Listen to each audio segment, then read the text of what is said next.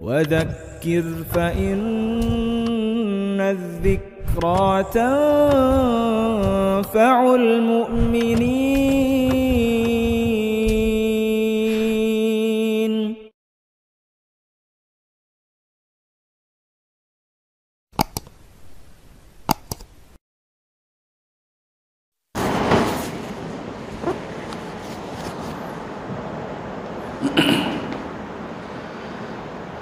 نحمده ونصلي على رسوله الكريم.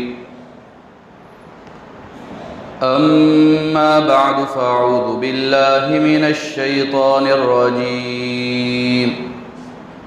بسم الله الرحمن الرحيم. إياك نعبد وإياك نستعين. وقال الله تبارك وتعالى: قل لن يصيبنا إلا ما كتب الله لنا هو مولانا وعلى الله فليتوكل المؤمنون. صدق الله العظيم. بزرگان محترم اور برادران عزیز، آپ کے سامنے میں نے ایک آیت سورہ فاتحہ کی پڑھی ہے اور ایک اور آیت کی تلاوت کی. اللہ تبارک و تعالیٰ کا ہم پر یہ ایک عظیم احسان ہے کہ اللہ تبارک و تعالیٰ نے ہمیں ایک ایسا دین عطا فرمایا ہے کہ وہ دین ہمیں زندگی کے ہر موقع کی رہبری کرتا ہے اور ہماری زندگی میں پیش آنے والی تمام ضرورتوں اور حالات میں ہمیں تعلیم دیتا ہے کہ ہمیں کب کس موقع پر کیا کرنا چاہیے. دین اسلام نے ہمیں عقائد بھی سکھائے ہیں، دین اسلام نے ہمیں عبادات بھی سکھائی ہے اور معاملات اور اخلاق وغیرہ کی بھی تعلیم ہمیں عطا فرمائی. سورہ فاتحہ کی تلاوت ہم ہر نماز میں ہر رکعت میں کرتے ہیں اور اس میں یہ آیت ایاک نعبد و ایاک نستعین ہم پڑھتے ہیں اور تقریباً ہر ایک مسلمان کو اس آیت کا ترجمہ بھی معلوم ہوتا ہے کہ ہم اللہ تبارک و تعالیٰ سے یہ بات کہتے ہیں اور اس بات کا اقرار کرتے ہیں کہ اے اللہ ہم تیری ہی عبادت کرتے ہیں اور تجھ ہی سے مدد مانگتے ہیں. یہ ہم نے اللہ تبارک و تعالیٰ سے بہت بڑا اقرار کیا ہے.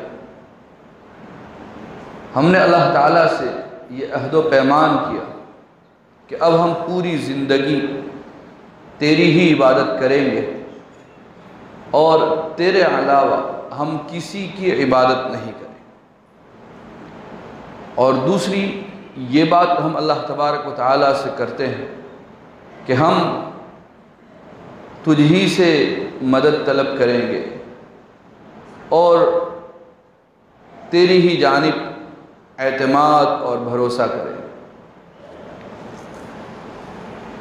تو گویا کہ اس ایک آیت میں ہم نے اللہ تبارک و تعالیٰ سے دو الگ الگ باتوں کا اقرار کیا ہے. ایک اللہ کی عبادت کا اقرار کیا ہے اور ایک اللہ تبارک و تعالیٰ سے مدد طلب کرنے کا اقرار کیا. پہلے جو جز ہے اور پہلا جو حصہ ہے یہ ہماری زندگی کا ایک اہم ترین حصہ ہے اور اس کا تعلق ہمارے عقائد سے بھی ہے اور ہمارے اعمال سے بھی کہ ہم اللہ تبارک و تعالیٰ ہی کی عبادت کریں. یعنی سب سے پہلے نمبر پر ہمارا یہ عقیدہ ہو کہ ہم اللہ تبارک و تعالیٰ کے علاوہ کسی کو عبادت کے لائق نہ سمجھیں. اور پھر پوری زندگی اپنے اعمال کے ذریعے سے یہ ثابت کریں کہ واقعی ہم اللہ ہی کی عبادت کر رہے ہیں۔ عبادت انتہائی درجے کی تواضع اختیار کرنے اور اپنے آپ کو گرانے کا نام،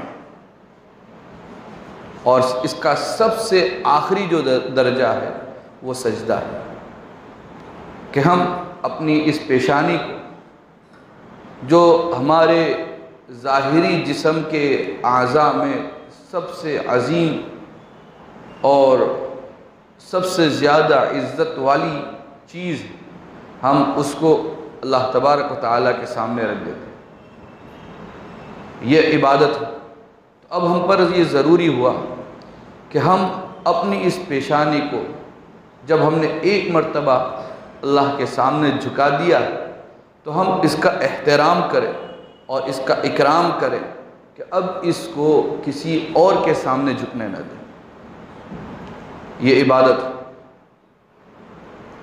اور اسی لیے ہم نماز پڑھتے ہیں، اور اسی کے معنی میں روزے رکھنا بھی ہے، اور اسی کے معنی میں زکوٰۃ دینا بھی ہے، حج کرنا بھی ہے۔ تمام افعال جو عبادات کے ہیں وہ اسی کے اندر داخل ہیں۔ اور دوسری چیز جس کو آج ہمیں سمجھنا ہے وہ ہے ایاک نستعین، کہ ہم تجھ ہی سے مدد مانگتے ہیں۔ اس جز کے اندر ہمیں اللہ تبارک و تعالیٰ کی جانب سے یہ تعلیم دی گئی اور یہ سکھایا گیا کہ ہم اللہ تبارک و تعالیٰ کی ذات پر مکمل طور پر اعتماد کریں، بھروسہ کریں، کہ ہم اپنی زندگی میں جب بھی ایسا موقع آ جائے کہ ہمیں کسی سے مدد طلب کرنی پڑے، جب کسی کے سامنے ہاتھ پھیلانا پڑے، تو ہماری نظر سب سے پہلے اللہ تعالیٰ کی جانب ہونی چاہیے۔ اور ایک بندے کی شان تو یہ ہے کہ وہ سراپا محتاج ہوتا ہے۔ بسا اوقات آدمی جب مجبور ہو جاتا ہے اور کسی مصیبت میں گھر جاتا ہے تو وہ جب اپنے آس پاس نظر دوڑاتا ہے تو وہ یہ دیکھتا ہے کہ کون میری مدد کر سکتا ہے اور کون نہیں کر سکتا۔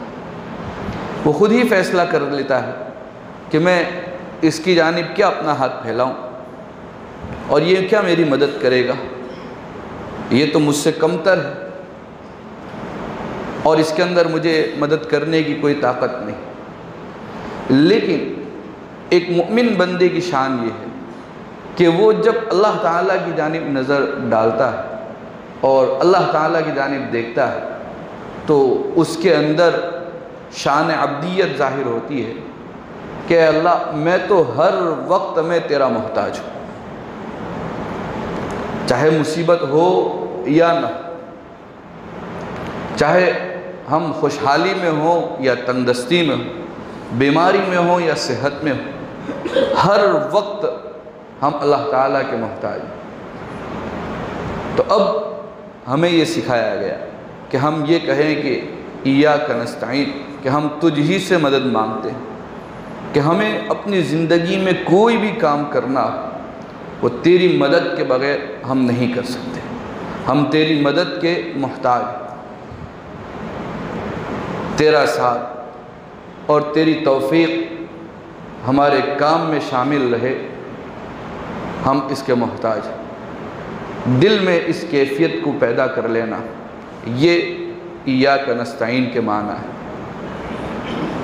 کہ ہم چاہے کوئی بڑا کام کریں، کوئی چھوٹا کام کریں، اگرچہ ہمیں یہ اعتماد ہو کہ یہ کام تو بہت چھوٹا ہے اور میں خود کر لوں گا، کسی کی ضرورت نہیں ہے، لیکن ایک بندے مومن کی شان یہ ہے کہ وہ اس بات کا خیال رکھے اور دل میں یہ بات مستحضر رہے کہ کام چاہے کتنا سا چھوٹا ہی کیوں نہ ہو لیکن اللہ کی مدد کے بغیر نہیں ہو سکتا،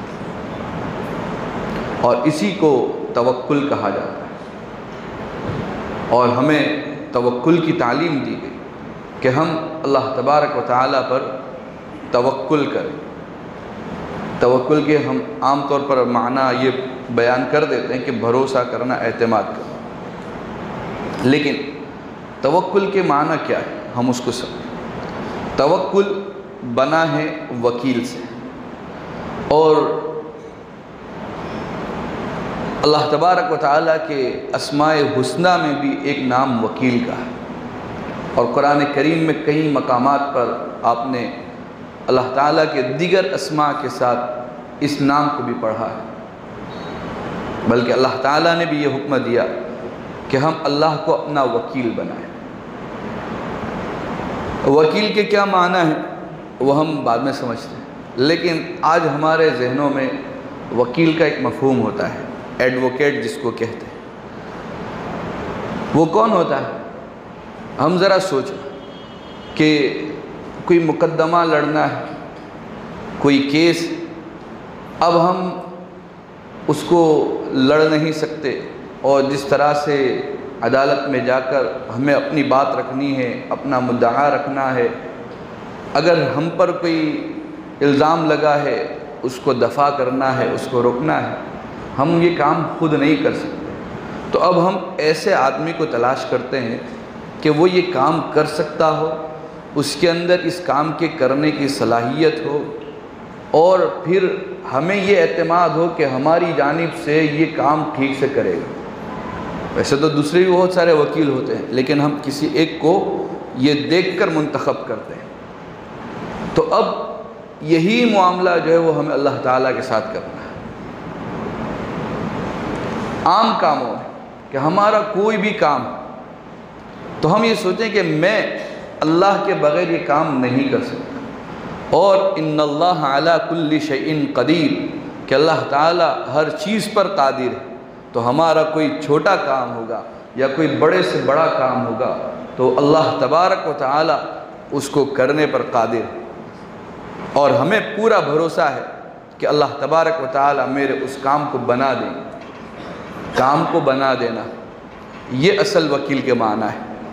اگر آپ عربی لغت میں ڈکشنری میں دیکھیں کہ وکیل کے معنی کیا ہے، تو وہاں لکھے ہوتے ہیں کارساز، کام بنانے والا۔ ہمیں یہ اعتماد ہے کہ اللہ تبارک و تعالیٰ میرا کام بنا دیں،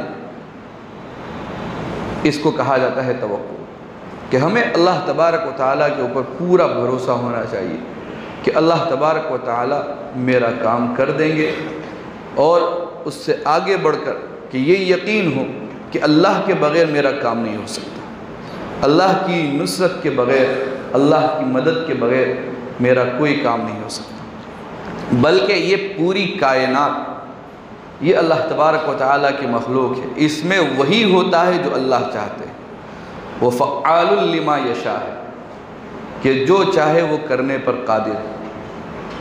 تو ہمیں یہ توکل ہونا چاہیے، یہ اعتماد اور یہ بھروسہ ہونا چاہیے، اور ہمارے دل کی کیفیت یہ ہو کہ اب ہوگا وہی جو اللہ چاہیں گے۔ اب ہم جتنا بھی چاہ لیں، جتنی بھی کوششیں کر لیں، اور اس کے لیے جتنے بھی اسباب اختیار کر لیں، لیکن کام وہی ہوگا جو اللہ تبارک و تعالیٰ چاہیں۔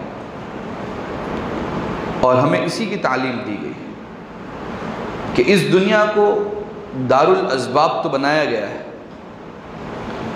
اسباب اختیار کرنے کی بھی ہمیں تعلیم دی گئی، لیکن ہمیں یہ تعلیم دی گئی کہ اعتماد اور بھروسہ، یقین وہ اسباب پر نہ ہو بلکہ مسبب الاسباب پر ہو، اسباب کے پیدا کرنے والے پر۔ ترمذی شریف کی ایک روایت، آپ اس سے اندازہ لگا سکتے ہیں کہ ایک صحابی نبی کریم صلی اللہ علیہ وسلم کے پاس آئے، اور وہ مسجد تھوڑا سا دور سے آتے تھے، تو وہ اپنے اونٹ پر سوار ہو کر مسجد آتے تھے۔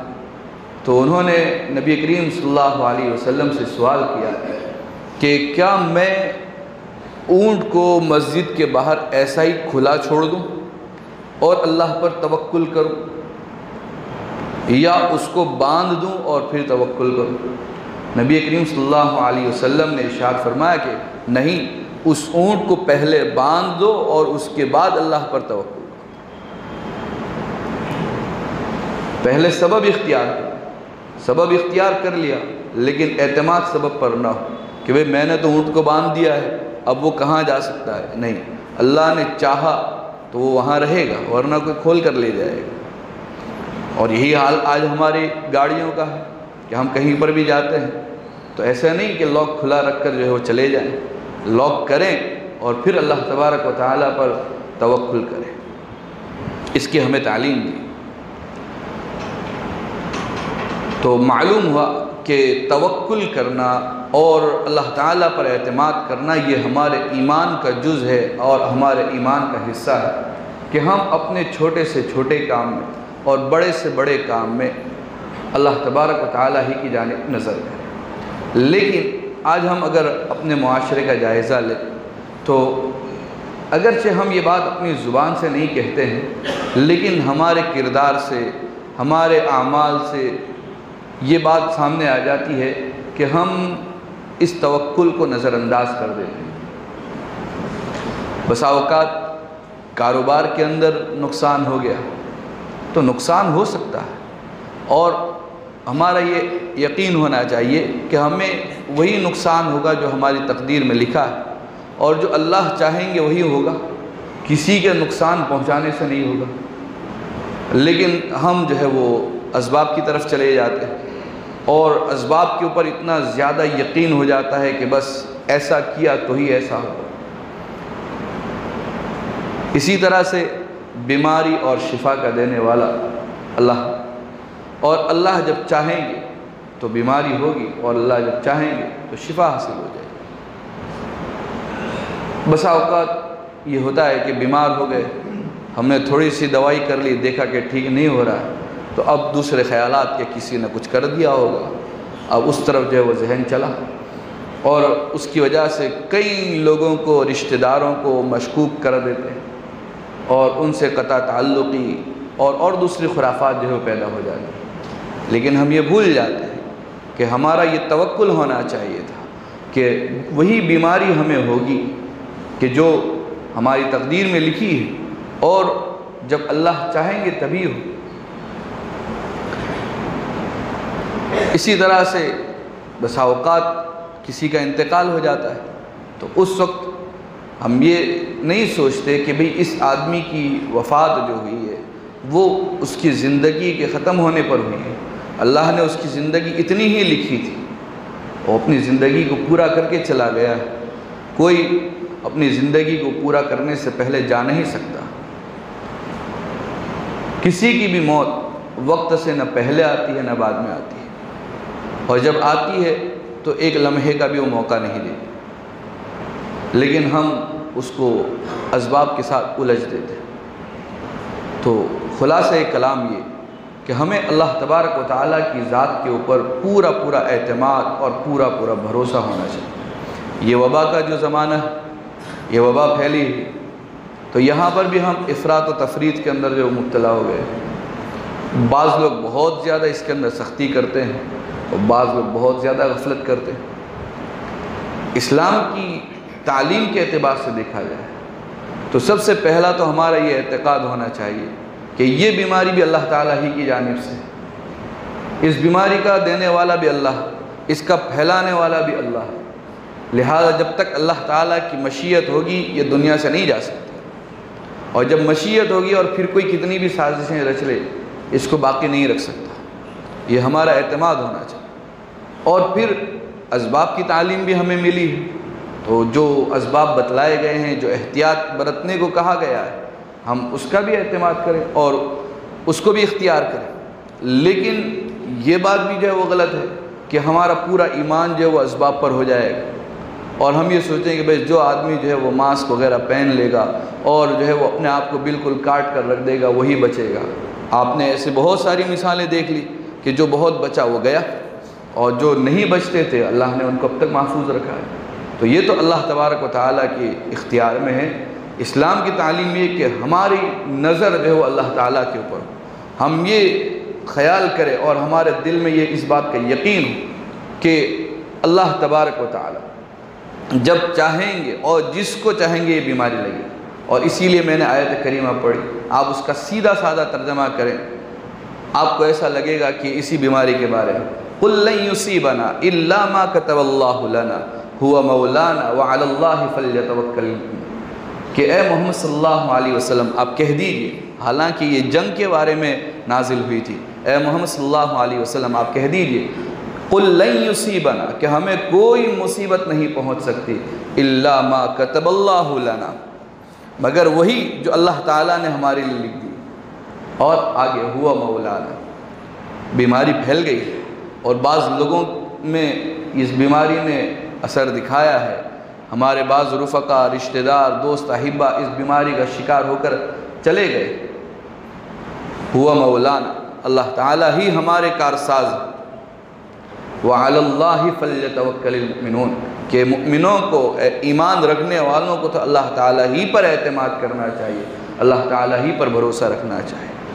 تو ہمیں اس آیت کریمہ سے یہ سبق ملتا ہے کہ چاہے اس کے بارے میں آپ کے سامنے کیسی تحقیق آ جائے اور ہم سوشل میڈیا کے اوپر اس کے بارے میں کیسی ہی باتیں پڑھ رہے ہیں، اس بیماری نے موقع دے دیا ہے کہ سب جو ہے وہ اپنا علم جو ہے وہ جھاڑنے لگے ہیں واٹس ایپ پر، فیس بک پر، اور اس کے بارے میں بتلانے لگے ہیں کہ یہ ہے، اس کا علاج یہ ہے۔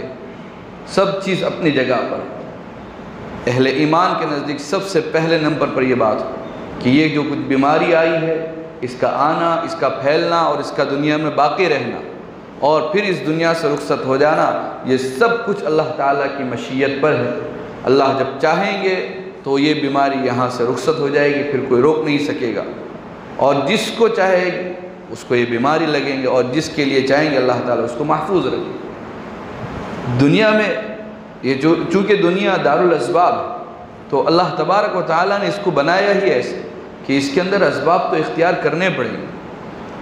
غزوہ بدر میں دیکھ لیجئے کہ نبی کریم صلی اللہ علیہ وسلم کے پاس ایک مٹھی بھر جماعت ہے، 313 صحابہ کرام، اور لڑنے کے لیے جو اسباب اور جو آلات ہونے چاہیے وہ بھی نہیں۔